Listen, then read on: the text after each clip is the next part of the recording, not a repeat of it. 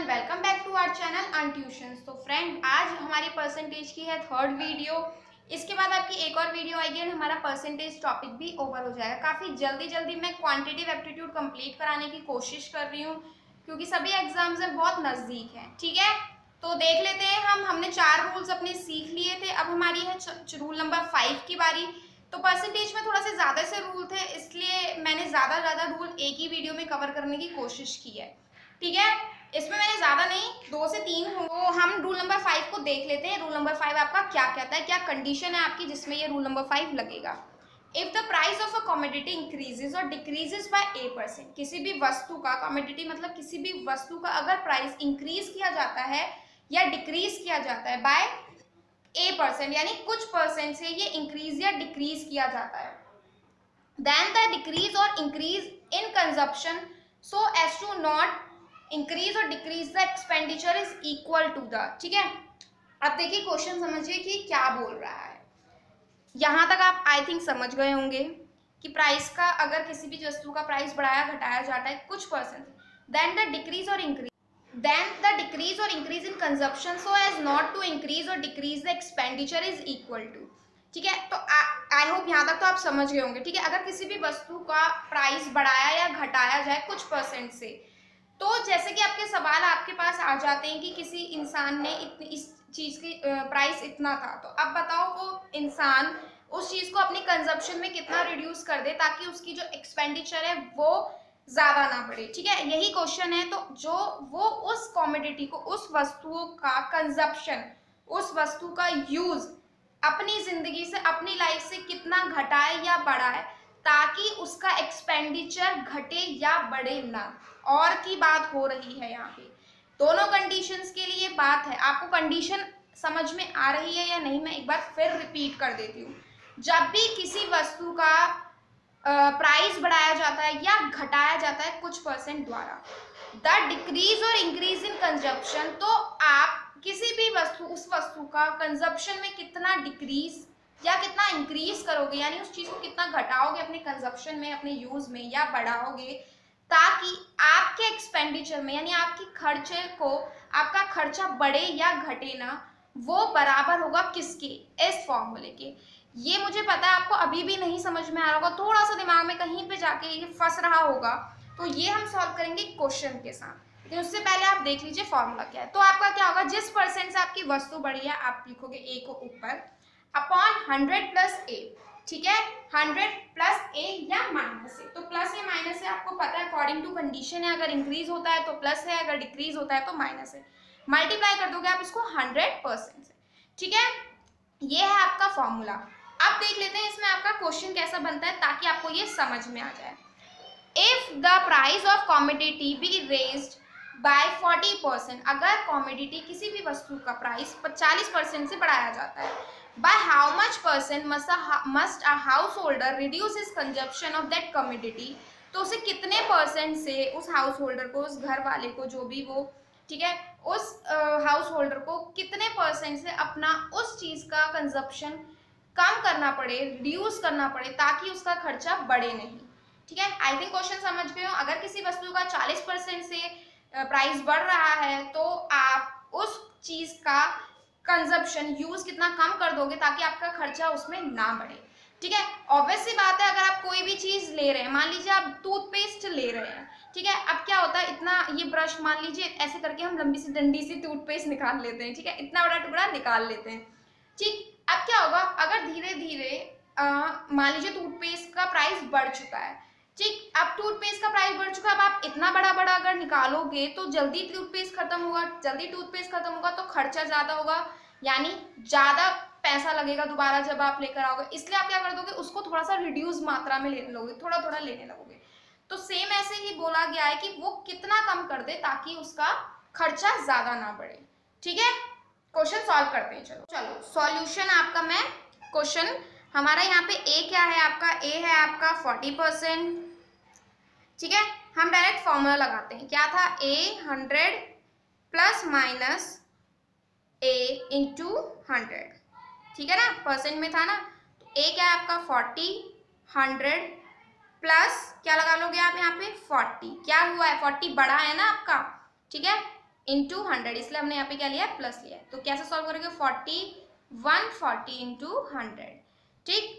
0 से 0 गया, 2 7 जा 40, 2 20 जा 2 4 जा 20, क्या आएगा आपका 200/7, ठीक है। इसको हम क्या कर लेते हैं, डिवाइड कर लेते हैं ताकि हम इसको और इजीली फॉर्म में लिख सकें, ठीक। ये क्या आ गया आपका 60, 7 8 7 जा 56, ये आ गया आपका 4, ठीक है। तो रिमाइंडर आपका ऊपर न्यूमरेटर में, नीचे आएगा आपका 7 एंड साइड में आ जाएगा आपका 28। तो कितना हो गया ये 28%। तो ये तो था आपके फॉर्मूले के तौर पे। अगर आप इसे वैसे थोड़ा सा अलग तरीके से करना चाहें तो हम इसमें आप क्या लेते हैं, आप लेते प्राइस, आप इनिशियल प्राइस 100 ले लेते, बिकॉज आप हर 100 में से निकालते हो तो आप इनिशियल प्राइस का ले लेते हैं 100। जब वो इंक्रीज हुआ तो आपका क्या हो गया, 140 हो गया। ऑब्वियस सी बात है, 40% हुआ है तो 100 का 40%, 40 इंक्रीज हो गया, ठीक है। तो रिडक्शन कितना उसको करना पड़ेगा, तो क्या होता, 40 में से आता आपका यही निकल के 40, आपका क्या करा है, आपका 40 बड़ा है, जो आफ्टर बढ़ने के बाद था उसको, उससे क्या कर लेते हैं, 100 से मल्टीप्लाई कर लेते हैं, ठीक है। तो ये क्वेश्चन आई होप अब आपको अच्छे से समझ में आ गया। चलो एक और तरीके का क्वेश्चन देखते हैं, थोड़ा सा एक्स्ट्रा लेवल का क्वेश्चन देखते हैं। आपका क्वेश्चन है, a student has to score 30 marks to get through, if he gets 30 marks and fails by 30 marks, find the maximum marks set for the examination. देखिए कितना घुमाने वाला क्वेश्चन है। क्वेश्चन क्या है, इफ अ स्टूडेंट है, अगर किसी बच्चे को 30% मार्क्स लाने हैं, ठीक है, इफ ही गेट्स 30 मार्क्स, अगर उसे 30 मार्क्स मिले, ठीक है, एंड फेल्स बाय, और वो 30 मार्क्स से ही फेल हो गया, find the maximum marks set for the examination. तो बताओ मैक्सिमम मार्क्स जो एग्जामिनेशन के लिए सेट किए गए हैं वो कितने। तो जब आपके पास ऐसा क्वेश्चन आ जाता है, ठीक है, तो आपका क्या होता है, आप कैसा फॉर्मूला लगा देते हैं। जब भी आपके पास कंडीशन कैसी आए, ठीक है, पासिंग मार्क्स आपका कुछ दिया हो, जैसे कि P% आपका पासिंग मार्क्स दिया हो, ठीक, ये मान लीजिए आपका P% है, ठीक। मैं कंडीशन बता रही हूँ अभी आपको, ये P% आपको जब भी पासिंग मार्क्स दिए गए हो कि आपको इतने पासिंग मार्क्स लाने हैं, ठीक, और कैंडिडेट ने स्कोर किए हो R मार्क्स, ये आपका है दूसरा, ठीक है, अल्फाबेटिकल फॉर्म में, क्योंकि फॉर्मूला हम ऐसे ही लिखेंगे, और फेल हुआ है वो F से, ठीक है, F मार्क्स से, इससे तो पास हुआ है और इससे, ठीक है, स्कोर उसने R किए हैं और फेल हुआ है F मार्क्स से। तो जो मैक्सिमम मार्क्स होगा वो कितने होंगे, उसका फॉर्मूला आपका बनता है 100 इक्वल्स टू, ठीक है, M equals to 100 into R plus F, ये कौन से जो उसके मार्क्स आए हैं और जिससे वो फेल हुआ है, डिवाइडेड बाय P, यानी जितने % मार्क्स चाहिए, ठीक है, मतलब कि पासिंग मार्क्स जो है उससे आप इसे डिवाइड कर दोगे। आप देखो क्वेश्चन सॉल्व करते हैं। P आपके पास है 30%, पासिंग मार्क्स इतने हैं, जो उसने मार्क्स स्कोर किए हैं वो 30 है, और जिससे वो फेल हुआ है वो भी 30 है। तो मैक्सिमम मार्क्स कैसे निकलेंगे आपके, 100, पासिंग जो मार्क्स आए हैं 30, जिससे फेल हुआ है वो भी 30, और जिससे जो पासिंग मार्क्स का % है वो भी 30, ठीक है।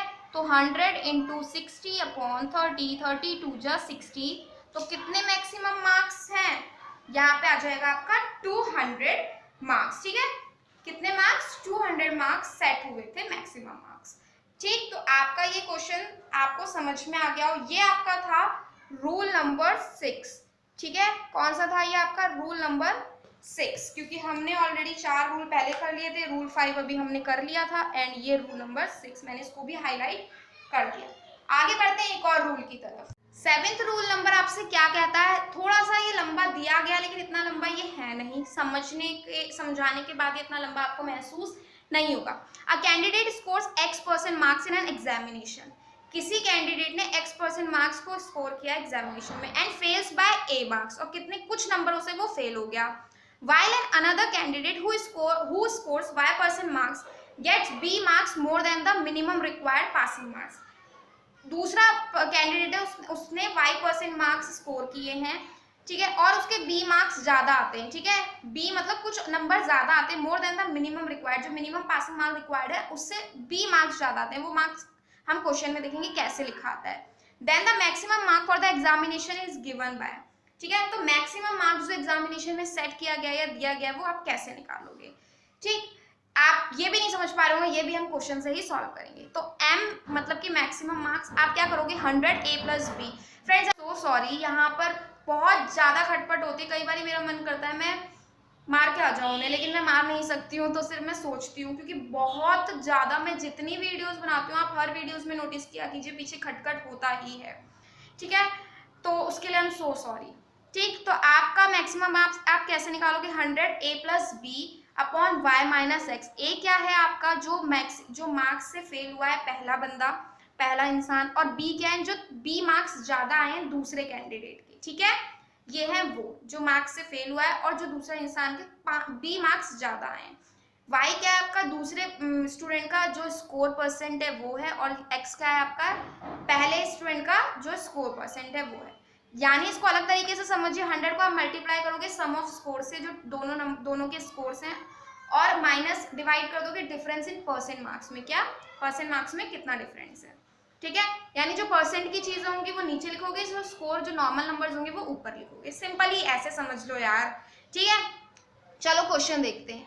अ candidate score 25% and fails by 60 marks. एक कैंडिडेट ने 25% स्कोर किया, हमें नहीं पता है कितना होता है, कितना उसने किया है, पर 60 नंबर से वो फेल हुआ, हमें ये पता है। जबकि दूसरा कैंडिडेट बाइट another candidate who scores 50% marks. अब हमें पता है दूसरे कैंडिडेट ने 50% मार्क्स स्कोर किए हैं, पर get 40% marks more than the minimum marks to pass है। उससे क्या मिले, 40 मार्क्स ज्यादा आए हैं, किससे, जो मिनिमम रिक्वायर्ड मार्क्स थे पास होने के लिए उनसे। फाइंड द मैक्सिमम मार्क्स जो एग्जामिनेशन में सेट हुए हैं। अब बताओ मैक्सिमम मार्क्स आपके क्या होंगे। तो m 100 a plus B upon Y minus X. Side में गिवन पार्ट लिख लीजिए, आपका क्या है, आपका है x 25%, y 50%, a 60 है, आई थिंक 60 एंड b 40 है।